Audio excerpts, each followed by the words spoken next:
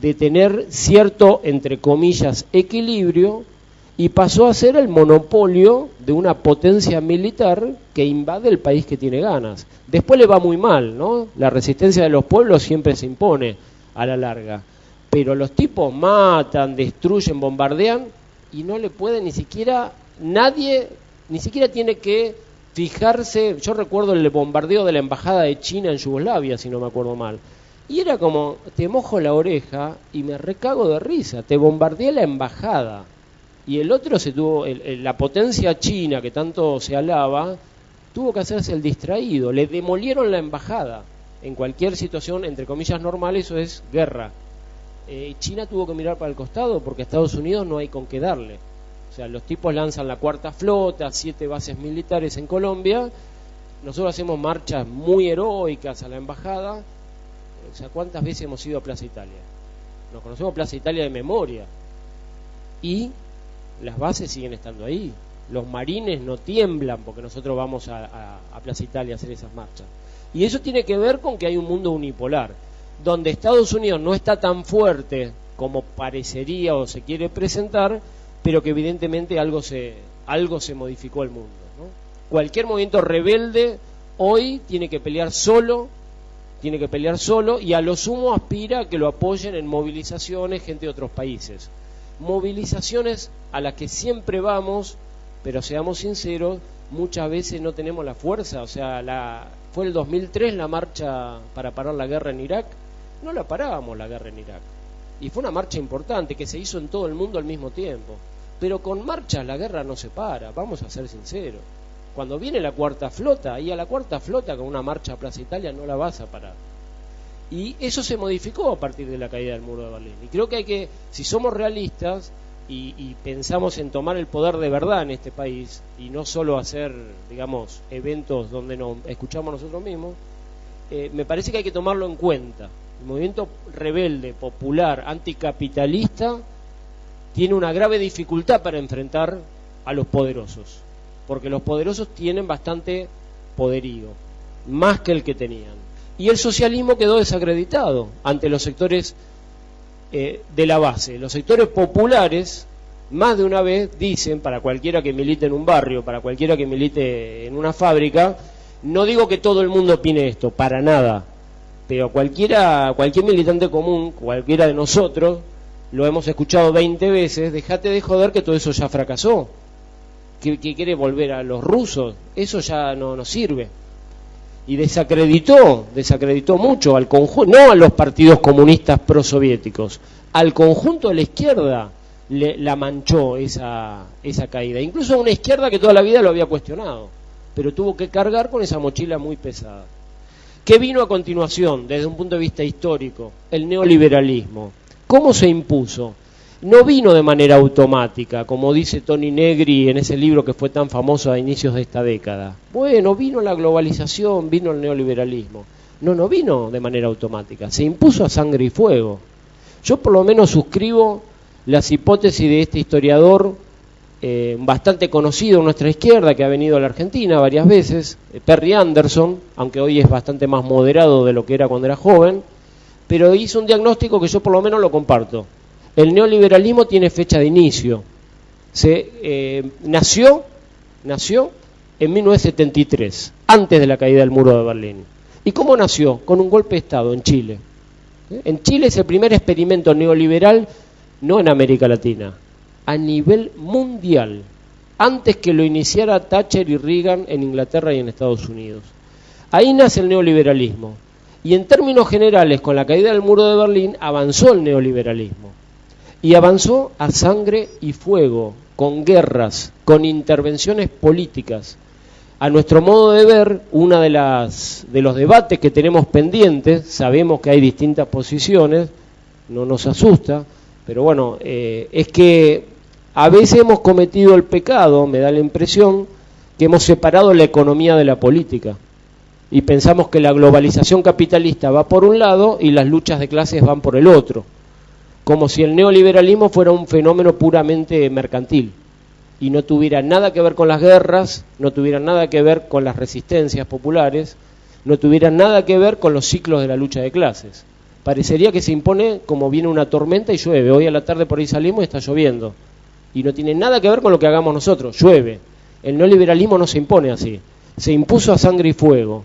Y el imperialismo jugó un papel muy importante, ¿sí? Hoy en día, por suerte, hemos logrado, después de una ardua lucha ideológica, volver a instalar que el imperialismo existe, lo cual es un poco lastimoso, ¿no? Que alguna vez hayamos tenido que debatir si existía o no el imperialismo. El imperialismo existe y el imperialismo juega un papel. Y tiene que ver con la intervención política, con la intervención subjetiva en la lucha de clases, ¿sí? Y dentro del imperialismo, aunque quizás Toni Negri y otros autores vinculados a esa tradición no le dieron un lugar, ¿no? O lo ven como algo del siglo XIX, quizás del XX, creo que el imperialismo en su fase político-militar jugó un papel muy importante en toda esta crisis de esos países del bloque europeo, y no solo de la crisis del bloque europeo, porque lo único que entró en crisis no fue el estalinismo. Como bien dijo Aldo, también la socialdemocracia occidental también empezó a hacer agua, ¿sí? Los viejos partidos estalinistas se adaptaban al poder, se reciclaron. En los países del este se hicieron mafiosos las burocracias estalinistas. En los países occidentales los partidos estalinistas se hicieron socialdemócratas. Y los partidos socialdemócratas se hicieron neoliberales. Y eso tampoco fue un fenómeno automático. La CIA jugó un papel. Y ya termino. La CIA jugó un papel, ¿no? Se podría demostrar cómo intervino activamente para transformar con el gobierno de Felipe González en España, lo que fue la Revolución de los Claveles en Portugal. Y hoy en día sigue jugando un papel. Hoy en día sigue jugando un papel. Termino con esto. ¿El neoliberalismo entró en crisis? Sí, pensamos nosotros que entró en crisis. Producto de la lucha. De una lucha múltiple, de una lucha muy variada, donde no solamente los movimientos sociales han intervenido, porque a la hora de hacer el raconto de las luchas que han logrado poner en crisis el neoliberalismo, se suelen mencionar únicamente a los movimientos sociales. Parecería ser que eso tiene buena prensa, que es una izquierda más responsable. No solo entró en crisis por los movimientos sociales, ¿no? En 1994 el zapatismo, no como movimiento social, sino como una organización armada, apareció en escena.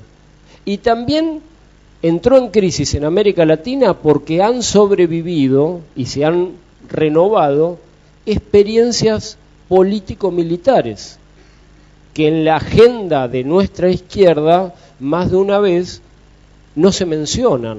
Cuando se hablan de las experiencias progresistas de América Latina, se habla de Bolivia, Venezuela, Ecuador.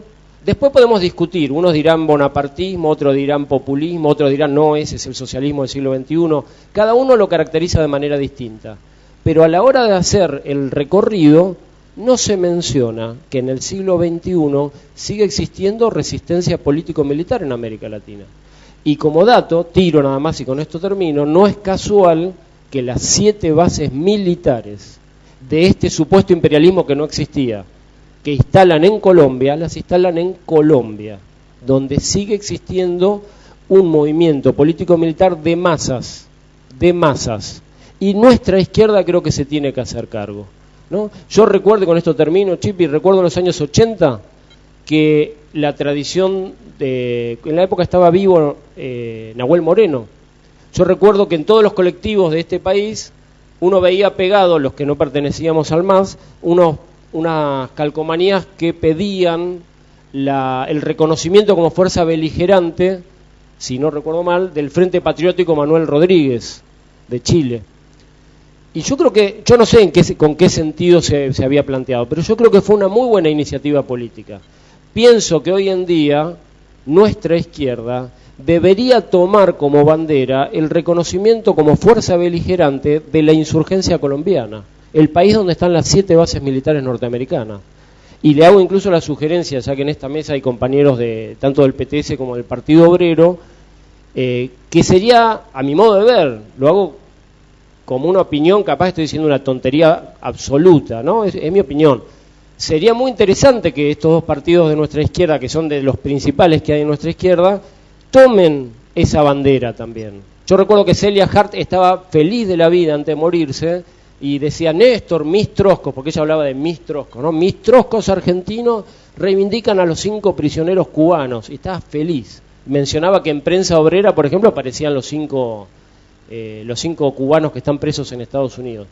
Yo creo que si Celia estuviera viva, sugeriría, y me tomo el atrevimiento de tomar esa iniciativa, que también las corrientes trotskistas deberían defender a la insurgencia colombiana, porque es parte de la lucha contra el imperialismo hoy, es parte de haber puesto en crisis al neoliberalismo. Es una insurgencia que no se quedó anclada en el muro de Berlín, que sigue existiendo, y es parte de la lucha. Yo creo que la izquierda nuestra es múltiple, es plural, es variada, como dijo Aldo, y parte de esa izquierda que tiene que construir el socialismo, parte no es la única, parte también está la insurgencia político-militar.